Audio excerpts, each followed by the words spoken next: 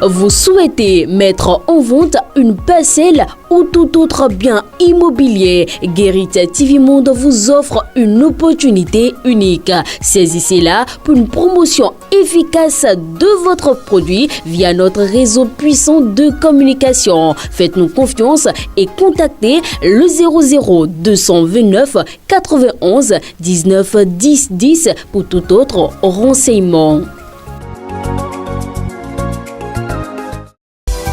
Toutes les activités payées au service commercial de Guérite TV Monde seront désormais publiées gratuitement dans les colonnes du quotidien La Guérite.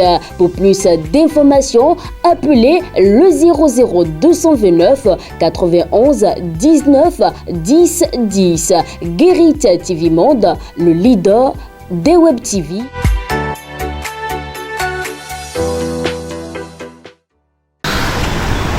Ce mercredi 21 février 2024 est loin d'être le grand jour tant annoncé par les quotidiens et tant attendu par le peuple béninois.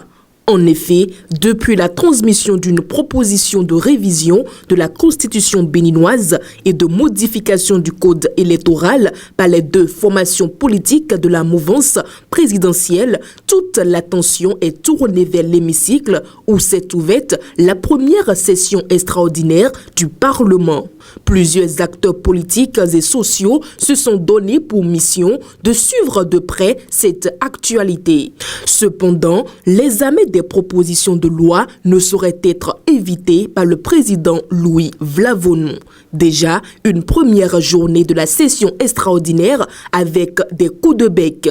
Que s'est-il passé après la présentation de l'ordre du jour livré par le premier secrétaire parlementaire, l'honorable Nouréni Adjadé a exprimé sa grande surprise au président Louis Vlavonou et à ses collègues parlementaires.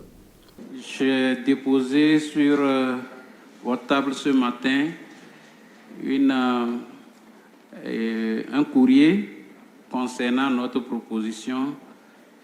Concernant ma proposition, je voulais dire, de modification du code électoral. Je suis surpris que le secrétaire dise qu'il n'y a plus de courrier. Pour votre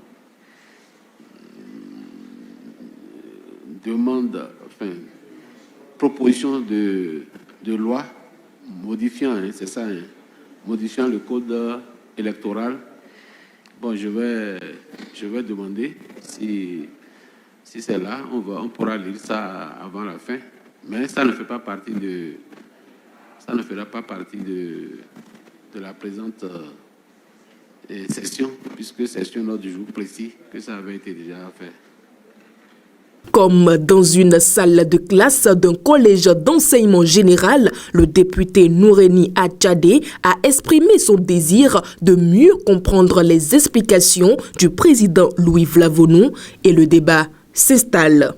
Je n'ai pas compris votre deuxième réponse quand vous disiez tout à l'heure que l'ordre du jour est retenu.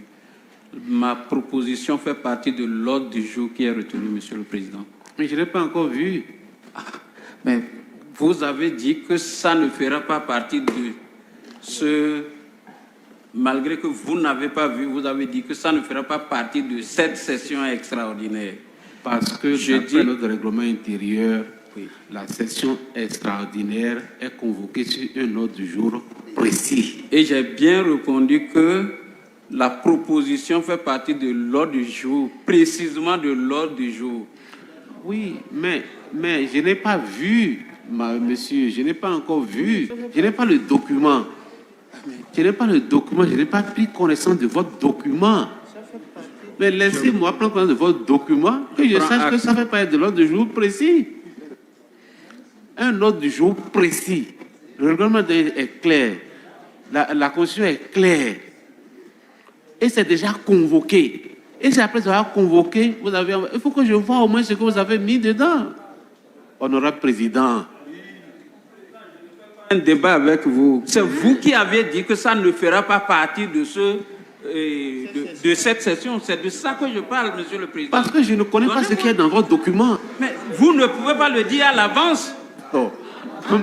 Président, mais elles n'ont pas le même français. Monsieur le Président.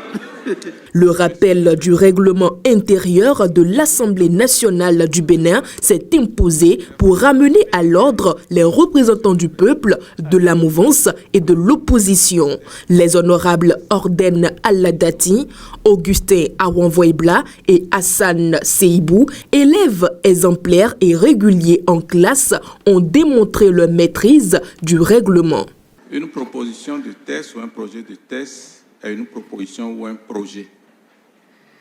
Le fait qu'une proposition, un autre projet concerne les mêmes domaines ne saurait valoir programmation dans un ordre de jour. Ce que vous avez programmé, il y a une proposition, c'est pourquoi une autre session extraordinaire a été demandée.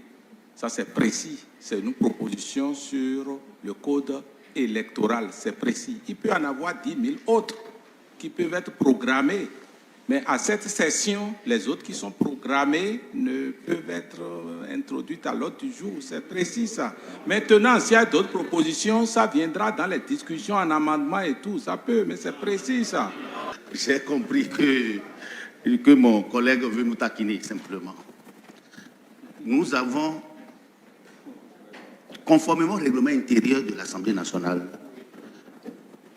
il y a 2 moyens pour convoquer une session extraordinaire. La première, c'est le gouvernement. Et la deuxième, c'est la majorité absolue des députés. Mais comme vous l'avez dit, toujours sur un ordre du jour fixe. Nous, 60 députés se sont retrouvés pour dire de tout ce qu'il y a là. Nous voulons convoquer une session extraordinaire sur 2 points. Révision de la Constitution et le code électoral que nous, groupe parlementaire UP, dont l'auteur, le président Aki, a déposé. Que vous ayez reçu 3, 4, 5, 10 autres dossiers et qui n'ait pas été enrôlé dans notre convocation de session extraordinaire, on n'a pas à se prononcer là-dessus. C'est tout ce que j'ai voulu dire pour dire que maintenant, s'il y a d'autres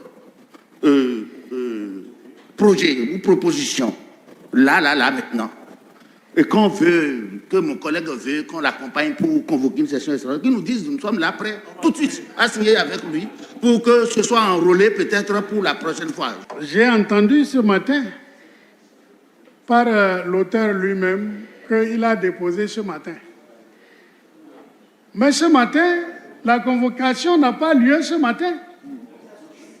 La convocation a eu lieu, bien sûr, avant ce matin et des jours avant. Il suffit de regarder la date à laquelle... Il faut te calmer. Il suffit de regarder la date à laquelle les 60 ont signé leur demande de convocation et la date à laquelle le président a lancé la convocation. Le président ne peut pas lancer la convocation sur un ordre du jour non connu par lui avant. C'est pour ça que pour moi, Monsieur le Président, il y a là une méconnaissance du règlement intérieur de l'Assemblée nationale dans cette démarche-là. C'est à la suite de l'honorable Augustin Awanvoibla que son collègue Éric Hundete, au sein d'un opposant démocrate, a recadré le débat et a estimé que ses collègues députés s'éloignent de l'essentiel. Je pense que le débat que nous faisons n'a pas sa pertinence. En ceci que, premièrement, pour que la session extraordinaire soit convoquée, il a fallu une réunion de la conférence des présidents. À la réunion de la conférence des présidents, sans y être, Dieu m'est témoin que les 2 points qui ont été ajoutés au point demandé par le gouvernement n'ont pas été expressément évoqués. Il a été dit que s'il y avait d'autres sujets demandés par des députés, ils pourraient être pris en compte. 1. De 2.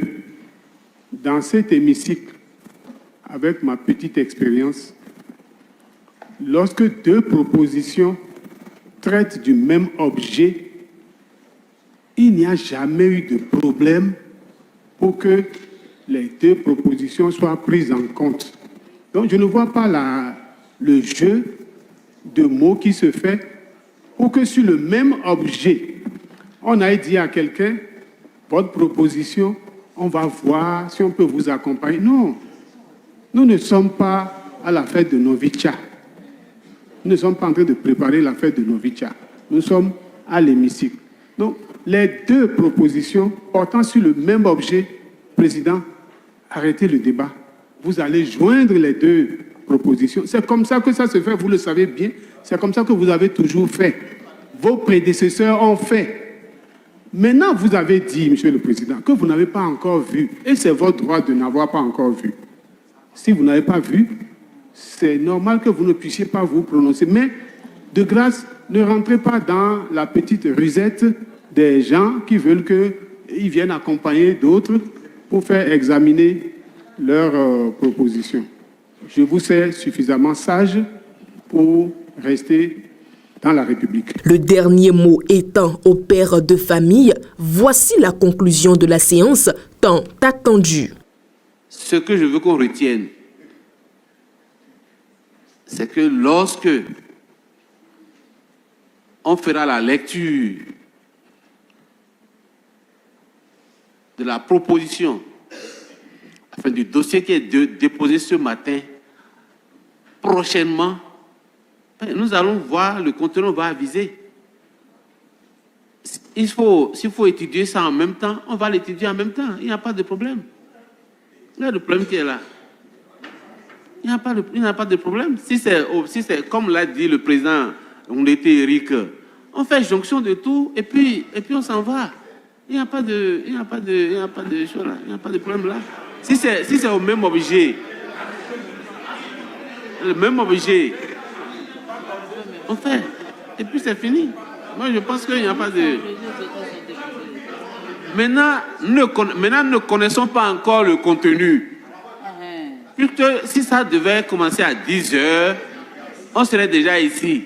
Bon, donc moi, je ne sais pas à quelle heure ça a été déposé. Je n'ai pas vu le contenu, je ne sais pas. Donc, il m'est difficile de me prononcer sur quelque chose que je ne connais pas. C'est tout à fait normal. Donc, lorsque nous allons faire lecture du dossier à la prochaine plénière, nous allons aviser. Donc, il n'y a pas de... Calmons-nous, il n'y a pas de problème. Je pense que c'est l'expérience qui fait que nous pouvons clairement dire que nous ne pouvons pas nous prononcer sur un dossier dont nous n'avons pas encore connaissance pour savoir qu'est-ce que ça comporte, qu'est-ce que ça ne comporte pas. Lundi prochain, lorsqu'il y aura plénière, et nous allons revenir sur ça. Encore quelques jours, voire plus, pour assister et connaître l'aboutissement de l'examen de la proposition de modification du code électoral et de la révision de la Constitution, sans oublier les autres propositions de loi inscrites à l'ordre du jour.